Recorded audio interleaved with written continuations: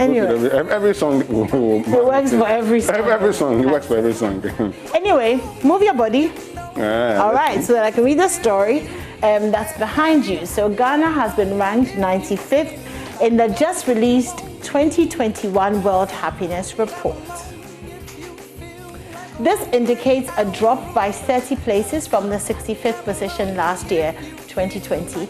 Ghana trails Mauritius, which is at the 50th position, Libya, which is at the 80th position, Ivory Coast, 85th, the Republic of Congo, 83rd, and Cameroon, 91st, according to the UN-sponsored report.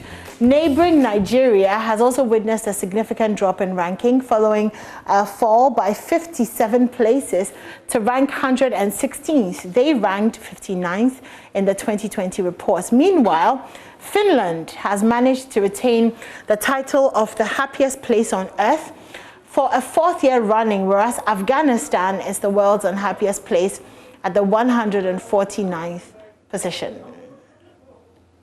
So, the happiest place on earth at the moment is Finland. The unhappiest place on earth at the moment is Afghanistan, and Ghana is somewhere in the middle at 95.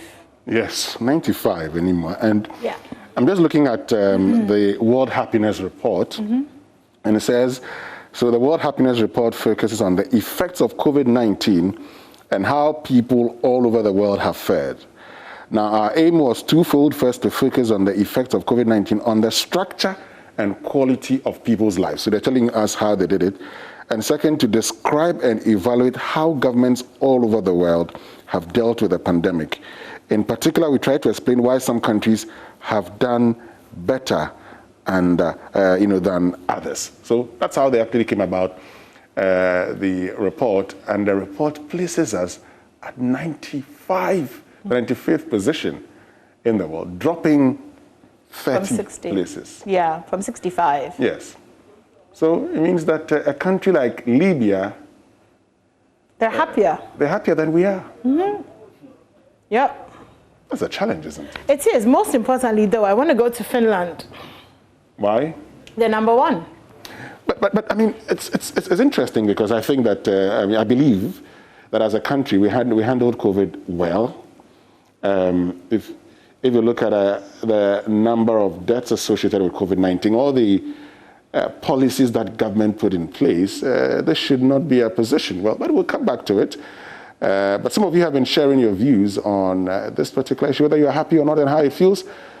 We're going for it now, and then we come back and get into a conversation on it further and activate the phone lines for you.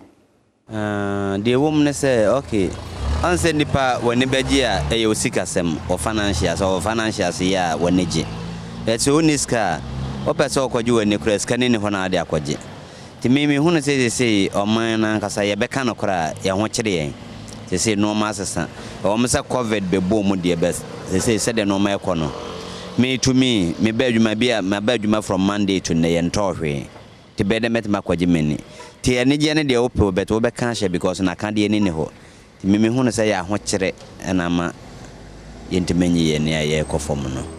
Oh, maybe idea Mamma Ninja or Ghana, ye twaba, ye be twaba, President for me, ye campaign, I say, Yanka de penny, I can't hear twaba you, but ye not twaba you, ma. Okay, come, Master, ma, yes, ye bet you walk or two. Amu untimi nka omasem dom pe no moye entimi nka enti ye ni anije de watu abayi obi de ope no no so ayama na nso ani age ba ukoka no mo beche o traffic amunye kwan amunye hwe edu traffic man no mo ba ben no do mo fam ko ba na o de obedi ma no akodu fi anajo enti me de enema mani nye Ghana. How many jobs has been collapsed ever since this president came into power? A lot. How many youth are getting jobs? Today, the rampant of armed robberies in our country right now is very bad. How many of our journalists are safe in this country? Ask yourself, you are a journalist, he is a photographer. How many of you are safe in this country? When you talk against this government, you will be murdered, which is very bad. Are we living in a country with fear, or we are living in a country where we are supposed to be safe? The commander-in-chief of the armed forces is our president. And our vice president also has a responsibility in our police service. Where are we going? Where are we heading towards? Are we supposed to live in fear in our own country, or we are supposed to be happy in our own country? So if there is demonstration, can't Ghanaians demonstrate for their rights? How many journalists have been murdered? The one who murdered Ahmed Swali, has the culprit been found? No. So if we are unhappy in this country, we are unhappy because our country is not safe. Our expectation hasn't been in that level, because if you claim say somebody more or less eats corruption, bath corruption, sleeps on the bed of corruption, then you come and you have even done worse than is expected of no. Then that means I see no reason why we should even vote in the first place to change the government. Because the direction in which Mama was taking this nation is more or less far better than what we are experiencing now. Because we wake up in the morning, left and right center, people are making abnormal and unusual money that they are not even working for. You understand? I'm not trying to sound pure political. I know it's a political talk, I'm doing that, but I'm not trying to sound pure political. But if you weigh and compare the way this government is running this whole country, meaning if you are not part of them, you have no share in this country. Ghana memu onye de CCI yewe yapia insesa bebre nyame adoma nyame nam na ado duma insesa nkakakra aba na emo mo ha o ma adwena pa wo school no free education onhwe na nyama nkwaye sane de mo fama no ibinim ko woba no wobetine fia abosome baasa anan anawasa na bonde addition na wosua ni na ayabasa ti yesre de onhwe na won kono straight to the first ma wakon inyiza oho mapa manim. And that's us on the streets talking about why people are unhappy. And I'm reminded of Reggie Rockstone's song, "Money Makes the World Go Round," and I believe that, so I'm gonna go around for you. And you know what they say, you know, money makes us happy. Tell me that when I have money, you can see from my face, because that's when I'm happy. Well, yes, it's true that money makes us happy, but sometimes also when you have your peace of mind, it makes you happy. Money gives me peace of mind. Well, okay, not all the time.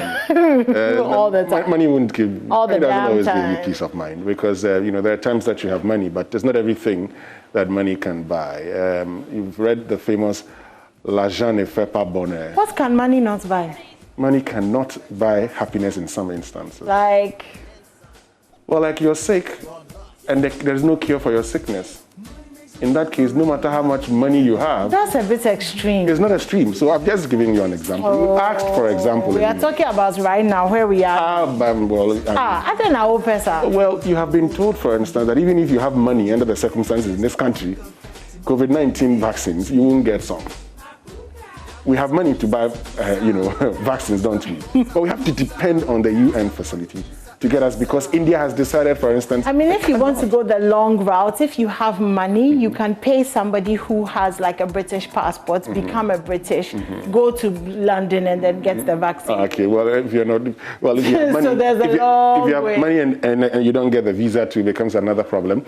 But I have a challenge with this particular report, because I'm looking at Asia, for instance. It says, look, the most notable variation across world regions of COVID-19 pandemic has been the far lower mortality rate, deaths per million, in the Asia-Pacific region compared with the North Atlantic region, the US, Canada.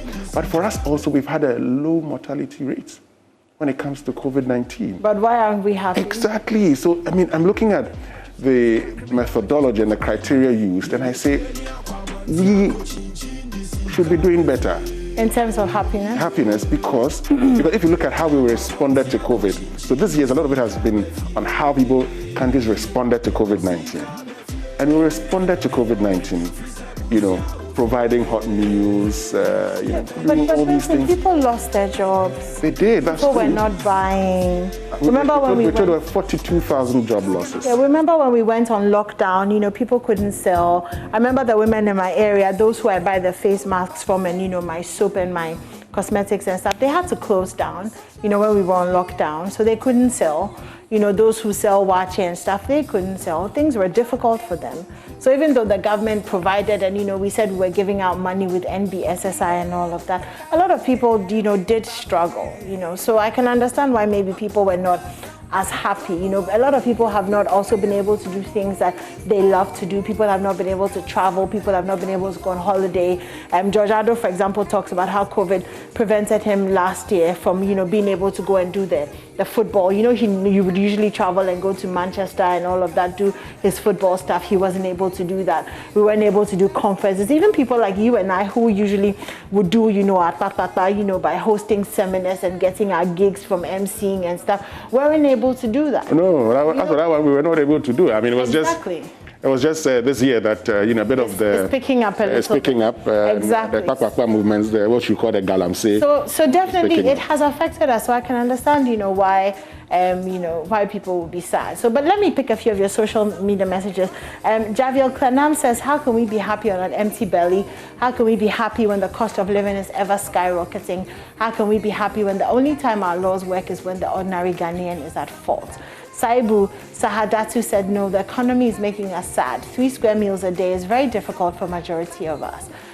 Spiritual happy, Ibn Yakubu Abdul Karim says, worldly unhappy with this kind of incompetent people managing the affairs of our country. Evan says, as for media, I'm always happy. I don't care about whatever the government of the day is doing. So long as I'm alive with God on my side, I'll always be happy. Kobe says, these people are always looking for a way to cover up our complaints. Fix the country, you say onye. Lavoy Wonder says, how will I be happy with unemployment, bad roads, doomsday, lack of water? Colete says, how does this reduce fuel or solve any economic issue in this country? Fix the country now. Pepra Emmanuel says, we are not happy, but who are you going to tell? So we're managing small. Foster says, I'm not yet in the country, but according to my mom and my friend's description, how the country is turning into, there's no joy at all. But wait, hashtag joy news. Are you also happy?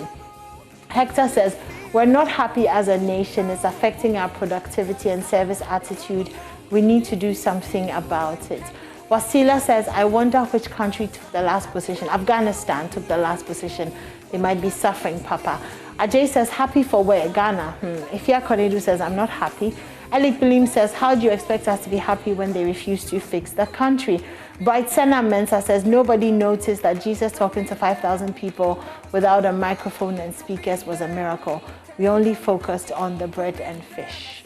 Baba says, anyone who is not happy should try Togo. Kojo says, even the president isn't happy, not me. Ruben says, we're fixing ourselves. No time for happiness. Nana Mreku says, no one on this earth can ever make you happy unless you're happy yourself. You're not the disappointed government. Abdul says, how can you expect people to be happy when everything is going in the wrong direction? Joshua says, how can one be happy under Akufo-Addo? Ivy says, boy, which this kind of hardness in the country now? I don't really get that. Abdul says, for me, I'm always happy because I believe in Almighty Allah. Amen to that. Joanne says, it's like seeing me crying and asking me if I'm crying. Mavis says, which country is leading? Finland is number 1, they're happiest.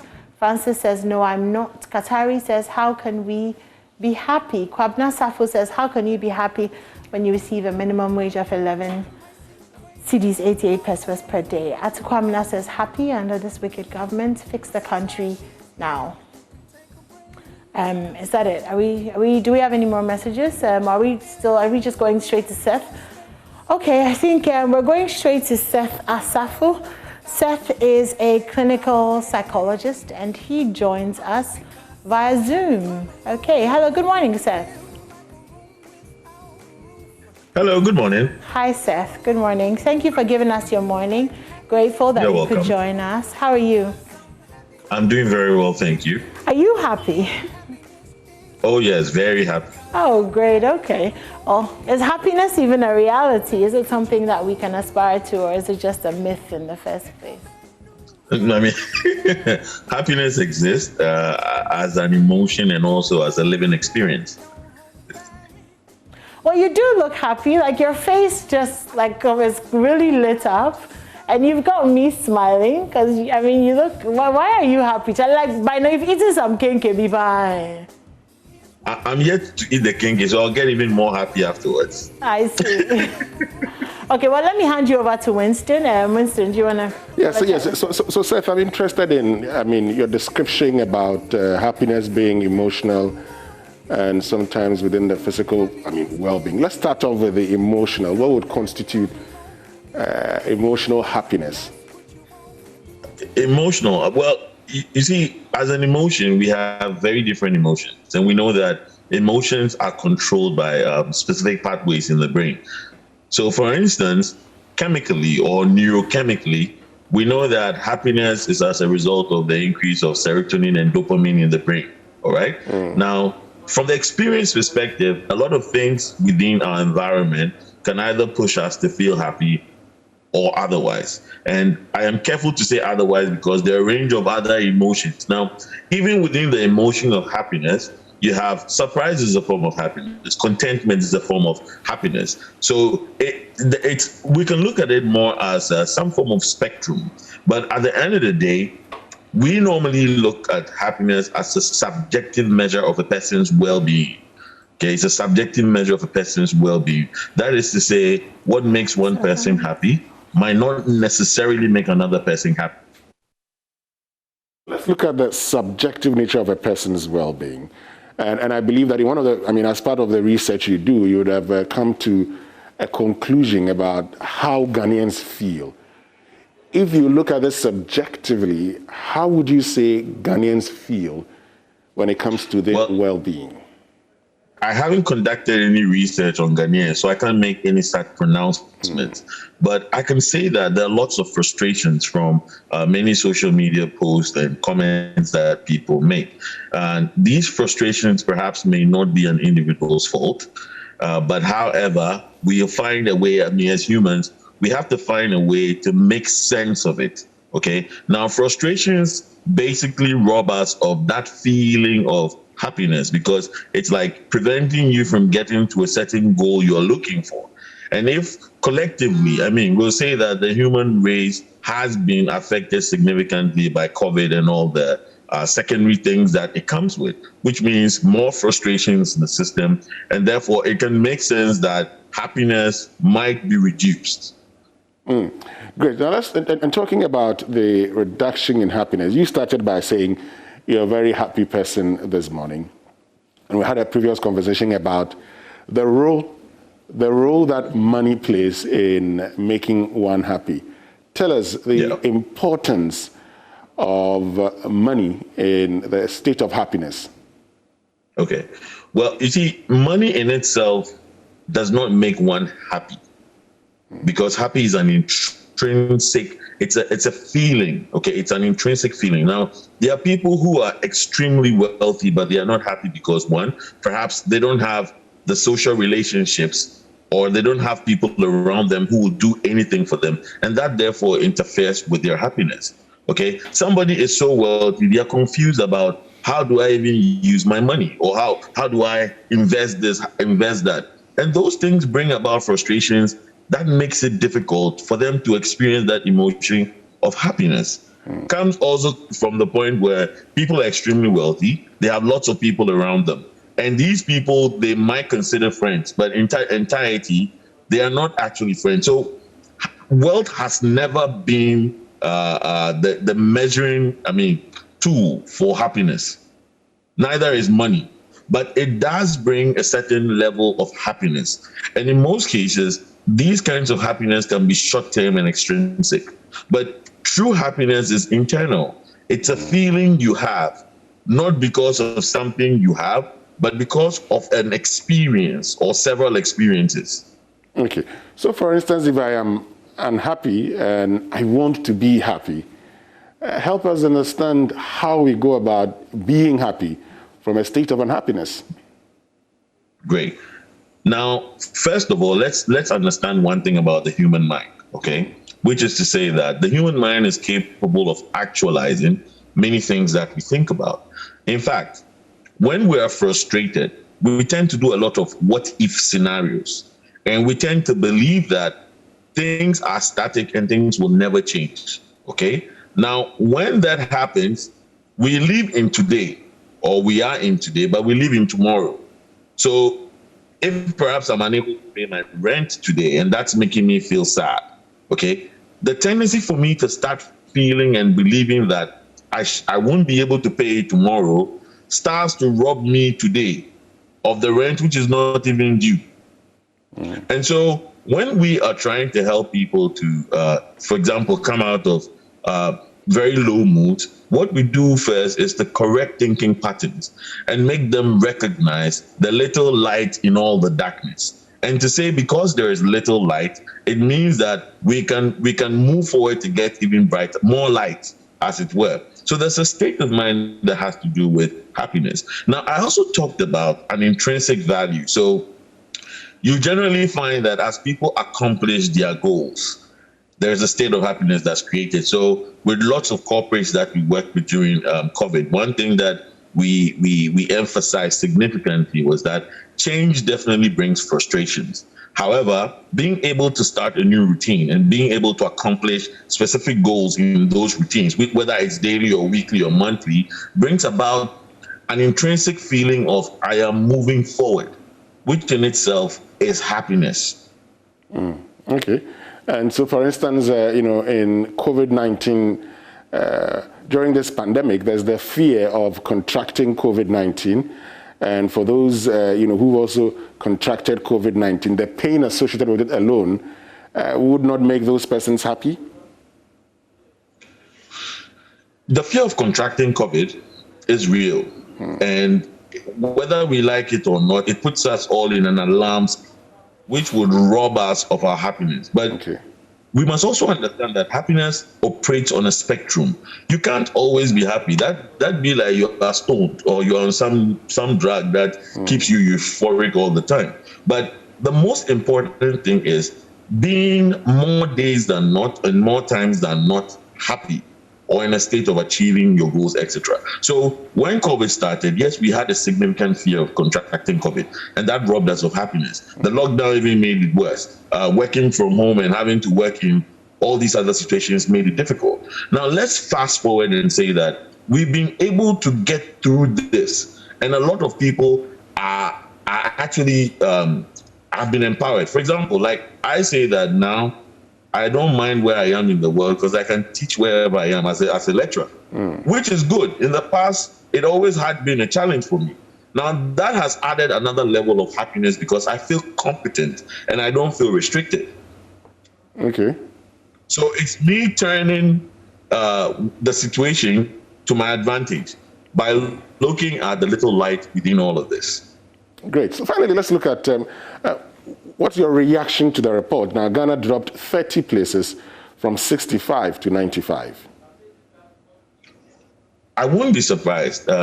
It's COVID, and many economies have been tested, many countries have been tested, and as a developing country, and we're far from being the complete or utopian country, okay, which means that the effects of COVID would be more severe on us than on countries that we might even claim to be developed or having everything in check. They have, if you say that a country has everything in check or going for them. So I'm not surprised. Now, these little frustrations, of course, are coming from the effects of how COVID has impacted many of us. Loss of jobs, which obviously will translate into feeling incapable because you can't make ends meet. An important thing we need to notice is happiness is also, there's a collective value in happiness, which comes from social interactions and relationships.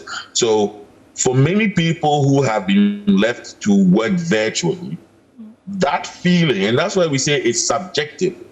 Whereas somebody might be really happy about it, other people cannot do it because when they need instant help, they might not get it. Or that whole feeling of just being able to walk to another colleague's office and just crack a joke, which is not there, is equally important. And then the effects of that on our economy, where we are having to contend with so many other challenges with utility, etc., etc. It's a complexity of issues. So I am not surprised. Right. Okay, Seth, so before we let you go, I just want you to weigh in on a conversation that we had earlier about our exes. So this is a little off script because we are talking about happiness, but relationships form, like you said, a very fundamental part of our ability to be happy. And we had a conversation about our exes, and a lot of people had different opinions on the kind of role that our exes should play in our current relationships. So what's your take on that? Should we keep our exes in our lives, or should we take them out of our lives in order for our current relationships to thrive?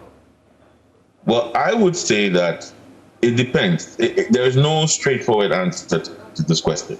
However, I believe that when you're in a relationship and the relationship ends, it's not because there's some hatred or some negativity that's been created, but it means it didn't work.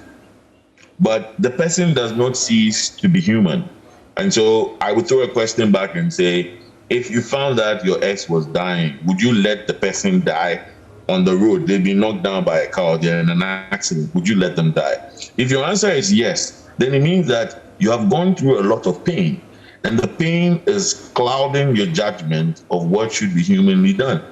So that pain is something that can be resolved. And once the pain is resolved, you're going to see it for what it is. Okay. But that doesn't really answer the question, though. So should you be friends with your ex? Why shouldn't you? Okay, so you're with the team friends with your ex. Exactly. Boundaries or no boundaries? With boundaries. What kind of boundaries? So you see, the fact that someone has been in such a significant relationship with you sometimes makes the person feel that they still have the same privileges that they used to have. And when you're in another relationship, so if you're married and then your ex is lurking around and then they are calling you at appropriate times that affects your partner, that is a challenge. You need to set a boundary to cut that off. So it's like saying that you're my friend, I care about you, but I am not ready to sacrifice my relationship for a behavior like calling at night or sending me inappropriate media content or basically pestering you around. Once you feel uncomfortable about it, it's something you need to set a boundary for. Okay, well, thank you for that. I think that's the general consensus with that conversation, isn't it? Well, yes, I think so. I think that there's nothing wrong with being friends with your ex. It makes life simpler, anyway. Okay. Well, thank you very much for joining us. Winston, did you have anything? Yes, before we go finally, let me just find out from Seth, if he's still with us, what you do to be happy. So we've talked about all the unhappiness stuff, but in case someone is unhappy, what should that person do to be happy? Okay. So you see, the things that make us happy are very simple. For example, sleep is one thing that makes people happy.